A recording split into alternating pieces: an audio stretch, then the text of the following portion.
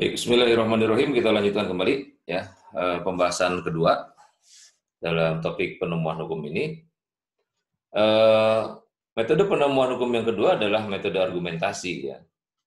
Dan ini ada empat ya, setidak-tidaknya ada 4 jenis atau juga teknik argumentasi itu. Yang pertama adalah menggunakan analogi ya di dalam memberikan argumen-argumen sebagai salah satu bentuk penemuan hukum. Ya. Apa itu analogi? Tadi sudah dijelaskan bahwa eh, di sini adalah mengabstraksikan prinsip satu ketentuan, ya, seolah-olah memperluas keberlakuannya pada satu peristiwa konkret yang belum ada pengaturannya. Ya. Nah, di sini saudara bisa kita lihat ya di pasal 1576 KUH Perdata menyatakan jual beli tidak memutuskan hubungan sewa menyewa. Ya. Bagaimana kalau dengan hibah? Nah, bagaimana kalau dengan hibah? Apakah hibah juga memutuskan hubungan sewa menyewa? Mengingat tidak ada aturan tentang hibah. Maka di pasal 1576 KUH Perdata ini dikonstruksi secara logis sehingga berlaku ketentuan penghibahan pun tidak memutuskan hubungan sewa. Ya. Kedua adalah argumen a contrario. Ya. Argumen a contrario. Jadi di sini kita bisa lihat bahwa itu mengabstraksikan prinsip satu ketentuan untuk kemudian prinsip itu diterapkan secara berlawanan. PP 975 seorang janda harus melewati masa idah minimal 130 hari. Lalu bagaimana dengan budak? Mengingat hal ini tidak diatur, maka dikonstruksikanlah secara paradigma juga tidak sah. Ya. Jadi penafsiran contrario. Ya. Karena nggak ada pengaturannya. Ya, ini yang disebut sebagai menggunakan penafsiran contrario. Ya. Kemudian yang ketiga, revisi itu mengabstraksikan prinsip sebuah ketentuan ya, untuk mencoba memperhatikan makna keberlakuan dari suatu peristiwa dari undang-undang itu atas peristiwa yang benar. Ya. Misalnya contoh pasal 1365 itu mengatur tentang kewajiban memberi ganti rugi. Ya, pasal 4 dalam hal wanrah mateh. Ya. Bagaimana jika pembeli atas itu sehingga menimbulkan kerugian yang sama? Ya, karena hal ini diatur, pasal ini itu dapat dikonstruksikan menjadi ketentuan baru bahwa si korban juga berhak mendapat ganti rugi tapi tidak itu specific, artinya mempersempit mana ya, cara menghayal yang bisa digunakan dalam hukum dalam bentuk perayaan. Yang ketiga itu metode konstruksi hukum atau eksposisi. Ada 3 verbal prinsipal, kemudian verbal melengkapi. Jadi bentuk dari metode. Sekarang kita bahas penemuan hukum oleh hakim. Ya, penemuan hukum oleh hakim. Pertama bahwa kenapa perlu ada penemuan hukum oleh hakim? Ya, karena hakim itu sosok yang bisa menentukan nasib hidup dan mati seseorang kan. Jadi bukan hanya soal palu saja, ya, tapi juga the man behind the hammer. Orang yang di belakang palunya itu juga sangat bahaya kalau menggunakan kekuasaan mengadili atau semena-mena. Ya. Nah, kenapa perlu ada penemuan hukum oleh hakim? Pertama, tadi sudah dijelaskan bahwa hukum sebagai kekuasaan hukum. Ya. Konflik antar norma. Ya, jadi ada konflik antar norma sehingga menimbulkan hukum yang berbeda. Dan situlah hakim harus menemukan hukumnya. Ya, norma hukumnya, ya, norma tidak jelas itu, mananya bagaimana. Ya. Nah, jadi kita coba bahas ya bahwa dalam kegiatan hakim melakukan penemuan hukum, ya, di sini sebenarnya membutuhkan keberanian, ya, membutuhkan keberanian. Apalagi ketika undang-undangnya tidak ada, karena hakim adalah bukan mulut dari corong undang-undang atau mulut undang-undang, ya, tapi dia harus melakukan inovasi-inovasinya, ya, terhadap setiap upaya yang dilakukan oleh dirinya sebagai penegak hukum, karena dialah sebenarnya satu-satunya yang menentukan nasib banyak orang ya. Ya. Jadi penemuan hukum oleh hakim ini kita maknai sebagai aktivitas menafsir, mengonstruksi, menganalogi ya, memperhalus hukum ya.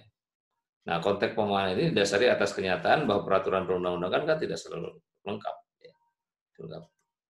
Nah, oleh karena itu Pak Bagirmanan dalam satu diskusi ya bagaimana dalam satu diskusi itu pernah mengatakan tidak ada satu putusan pun yang di dalamnya tidak mengandung unsur penemuan hukum. Nah, Anda boleh setuju atau tidak nih. Tidak ada satu putusan pun yang di dalamnya tidak mengandung unsur penemuan hukum. Nah, boleh sama, boleh beda nih ya dengan pendapatnya Prof. Bagir. Ya, Prof. Bagir. Jadi terhadap penemuan itu hakim selalu melakukan penemuan hukum katanya menurut beliau. Ya. Nah, jadi perlunya hakim melakukan penemuan hukum itu melalui putusan-putusan yang dihasilkannya itu akan memiliki signifikansi bagi penegakan hukum yang berkeadilan kan. Ya, oleh karena itu setidaknya ada 3 hal ya. Pertama, penemuan hukum itu mempunyai arti penting bagi upaya untuk mewujudkan putusan yang adil. Artinya penemuan hukum itu menjadi sarana bagi terciptanya keadilan kan. Ya. Jadi misalnya apa namanya bagi mewujudkan putusan yang adil ini, misalnya tentang pembagian waris misalnya ya, yang dilakukan oleh cucu dari anak laki-laki terhadap harta peninggalan kakek dalam satu adat di Minangkabau. Ya, jadi menurut adat setempat, harta diwariskan kepada anak perempuan secara turun-temurun dalam garis matrilineal. Ya, terkait dengan tuntutan itu, akhirnya Mahkamah Agung pernah menjatuhkan putusan yang isinya memberikan bagian waris menurut garis matrilineal. Meskipun secara adat bertentangan, tetapi Mahkamah Agung mempertimbangkan aspek keadilan bagi anak yang ada dari garis ayahnya itu. Ya. Jadi maknanya adalah untuk menemukan hukum yang berkeadilan, itu melakukan penemuan hukum. Jadi masalahnya berani nggak hakim melakukan itu? Ya. Kemudian penemuan hukum ini bagi hakim maknanya juga adalah untuk terjadinya penciptaan ketertiban hukum. Ya. Jadi sebagaimana kita tahu bahwa tujuan hukum itu tidak hanya menciptakan keadilan, ya, yang bermuara pada kesejahteraan kan, tetapi juga menciptakan ketertiban dalam masyarakat. Oleh karenanya pertimbangan-pertimbangan ketertiban itu dapat dijadikan motivasi penting dalam melakukan penemuan hukum. Yang ketiga, kenapa penemuan hukum juga oleh majelis hakim itu menjadi penting selain hal-hal yang tadi disebutkan? Karena dalam rangka menghormati keyakinan hukum yang ada dalam masyarakat. Ya. Jadi menghormati keyakinan yang ada dalam masyarakat, maka harus ya melakukan penemuan hukum. Ya. Nah, disinilah contohnya Mahkamah Agung Amerika Serikat ya, yang menerima keberatan Muhammad Ali untuk mengikuti wajib militer dengan alasan Islam melarang permusuhan dan pertumpahan darah. Nah, akhirnya dibebaskan tuh dari wajib militer. Ya. Dari wajib militer itu. Nah, disinilah saudara sekalian, seringkali bahwa putusan-putusan hakim itu harus berani menerobos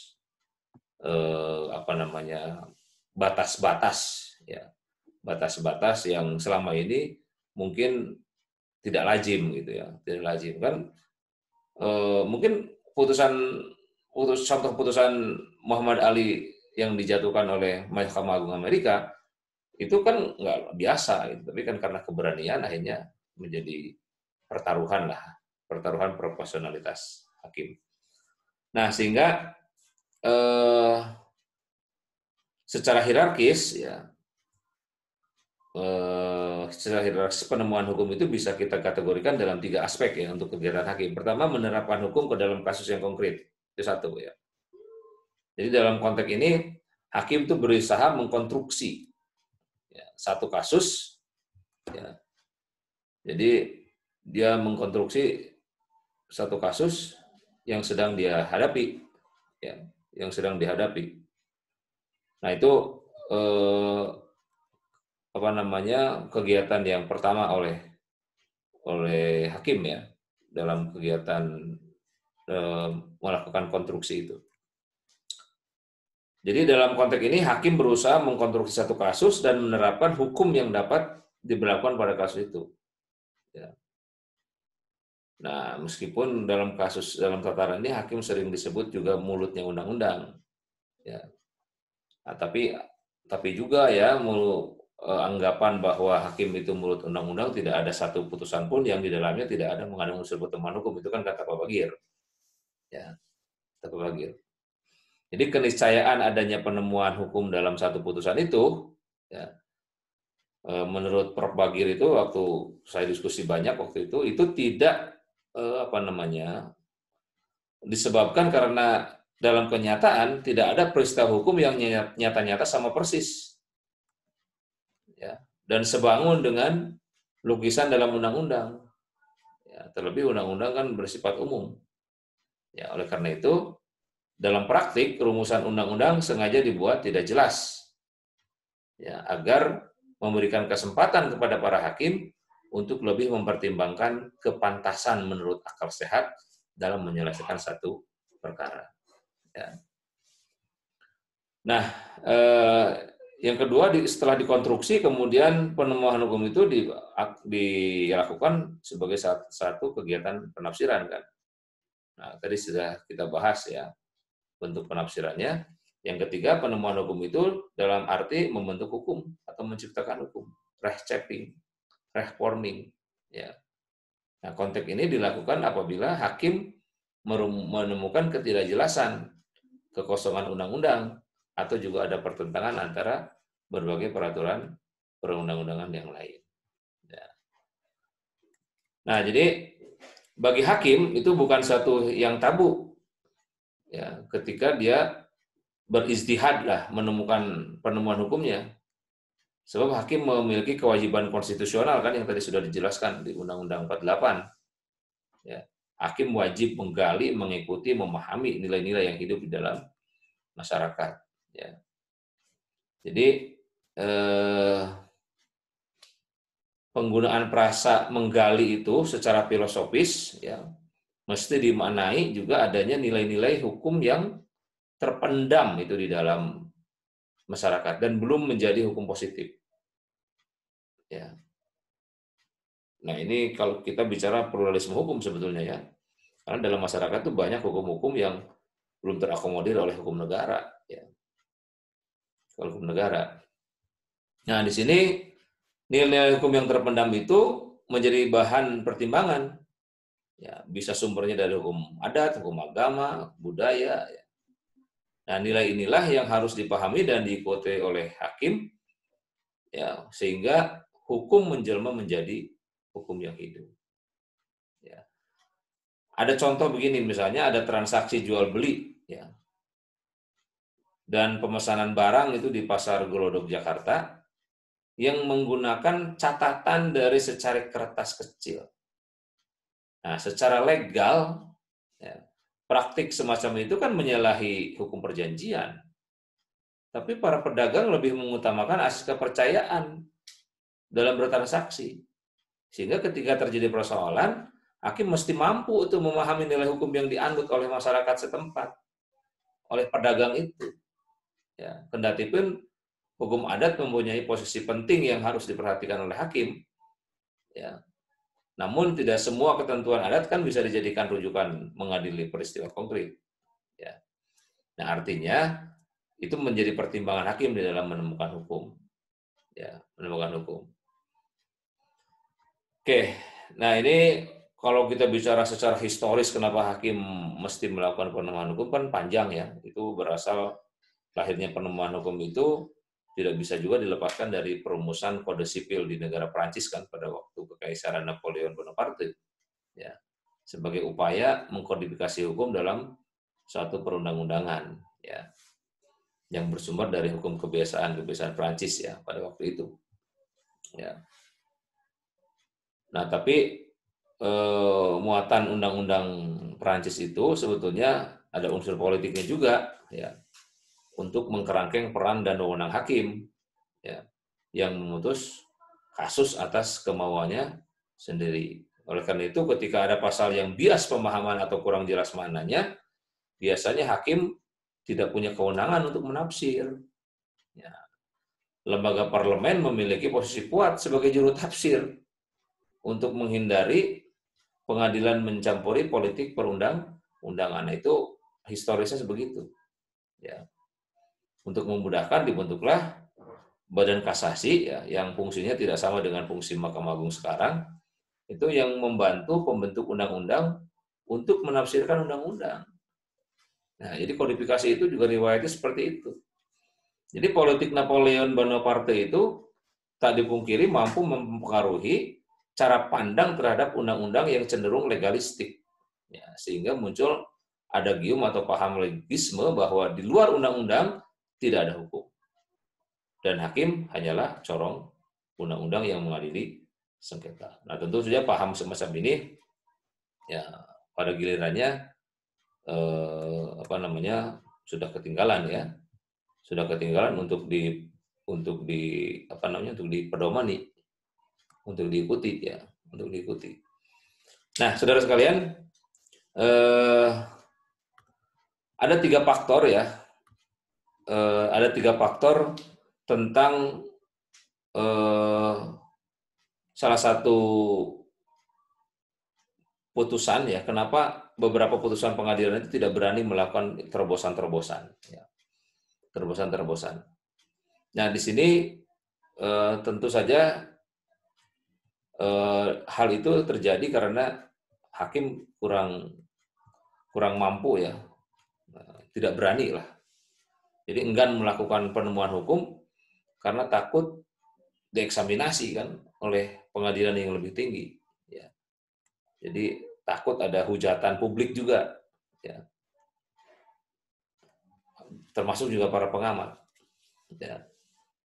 Karena akan berbeda dengan penemuan hukumnya akan berbeda dengan peraturan perundang-undangan yang selama ini ada, yang tertulis. Ya. Jadi perbedaan antara teks dengan putusan itu rentan menimbulkan apa? Kontroversi di wilayah publik. Akhirnya hakim cari aman, ya, nggak berani melakukan penemuan hukum. Ya. Yang kedua juga bisa disebabkan oleh minimnya pengetahuan hakim. Ya, hal ini menjadi tantangan sebetulnya bagi hakim sendiri, ya. Karena hakim sesungguhnya orang yang dianggap mengetahui hukum di Uskuria Nobit. Ya. Nah, oleh karena itu kualitas sumber daya hakim itu sangat penting diperhatikan untuk melanjutkan studi-studi ke jenjang berikutnya. Ya, oleh karena itu calon-calon hakim itu harus doktor lah paling tidak ya.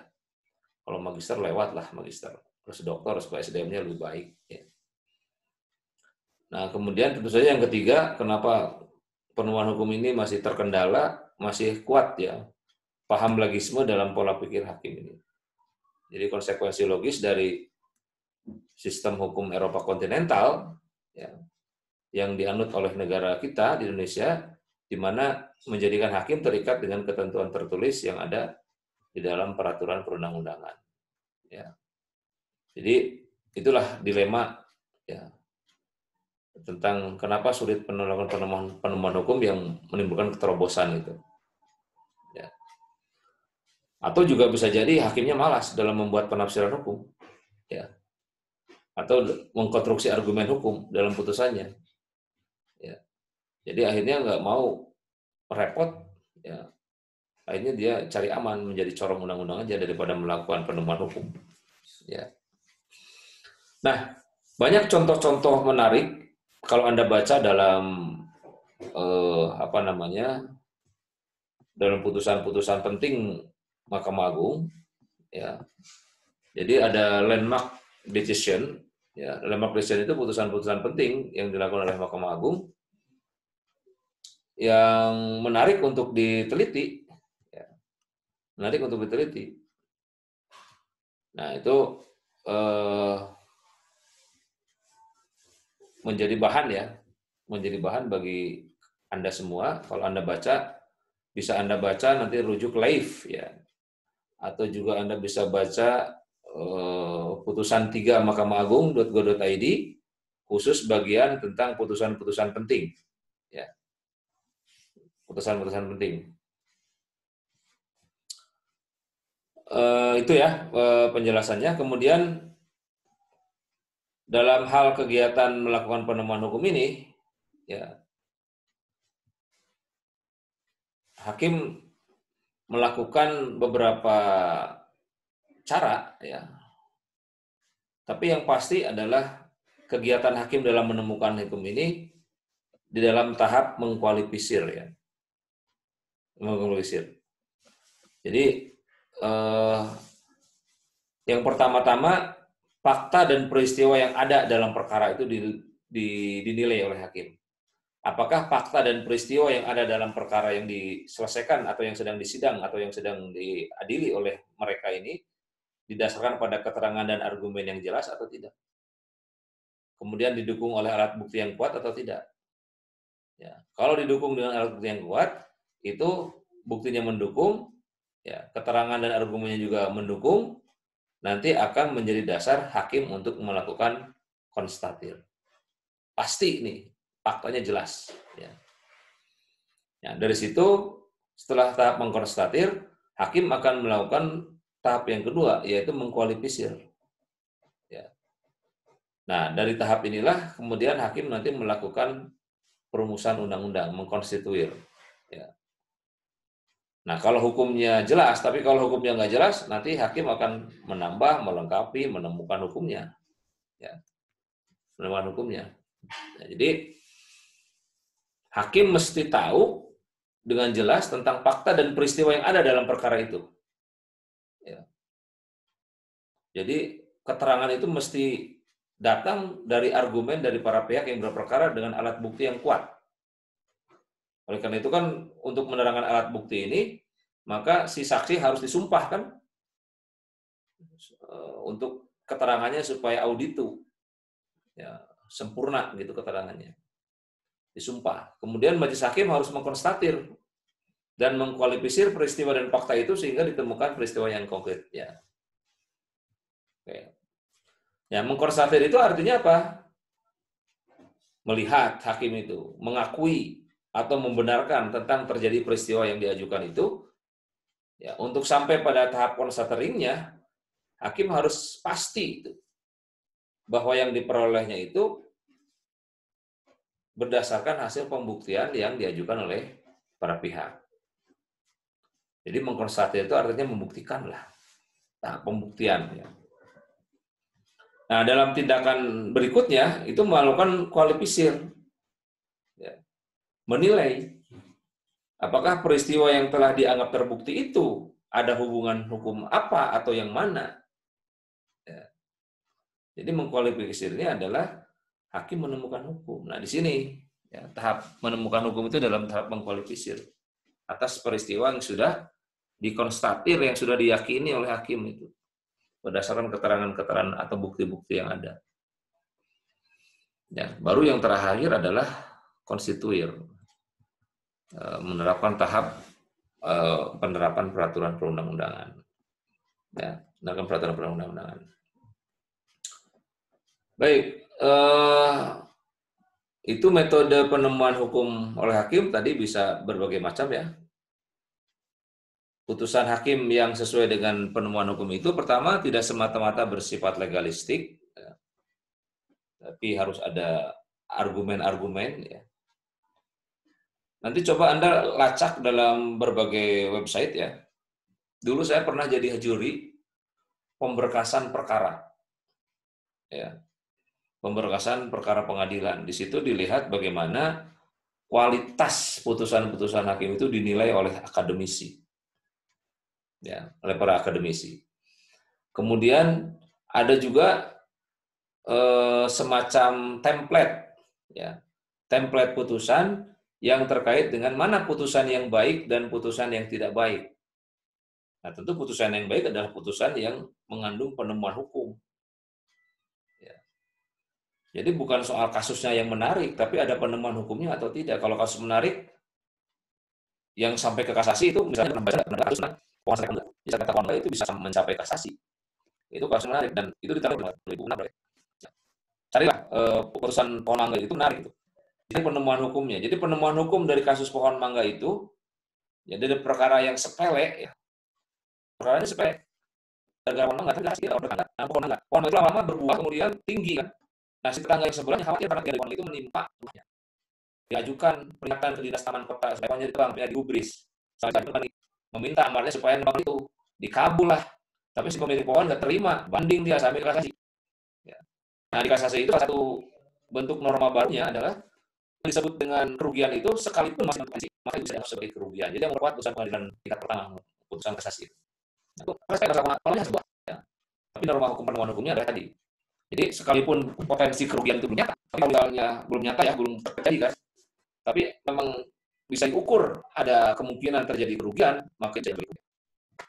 Berdasarkan permen hukum, putusan hakim harus mendorong kebaikan dan harmonisasi dalam pergaulan masyarakat. Oke, tadi sudah dijelaskan ya, putusan hukum itu. Kemudian jangkauannya ke depan harus peka terhadap pencari keadilan, itu juga bagian dari cara hakim melakukan putusan tadi. Kita lihat tentang penemuan hukum yang dilakukan oleh hakim. Prinsipnya bahwa kalau saya hukumnya nggak ada, ya, hukumnya nggak ada, kemudian hakim menemukan. Tapi kalau hukumnya ada, kemudian kasusnya jelas, hukumnya ada, lalu diterapkan pada kasus yang konkret, itu sebetulnya penemuan hukum, karena hukumnya sudah ada, itu menerapkan. Kalau lain itu gimana? Jadi yang namanya penemuan hukum itu memang kasusnya ada, hukumnya gimana ini nggak ada. Ya. Nah, kalau dalam waris, ya, apakah orang yang berlainan agama berhak mendapatkan harta peninggalan dari ahli waris? Itu gimana? Kalau melihat dasar keadilan, makanya ada, hukumnya nggak ada. Hukum yang ada itu hanya mengatakan la yarisul muslim, orang muslim boleh mengwarisi ya, hartanya kepada orang yang berbeda agama. Tapi banyak putusan yang memberikan harta peninggalan ahli waris kepada orang yang beragama dengan cara wasiat. Nah, itu hukum. Baik, demikian pemaparan tentang penemuan hukum untuk mata kuliah penemuan hukum ini. Ya, mudah-mudahan ada manfaatnya. Ya, mohon maaf atas segala kekurangan. Kita akhiri.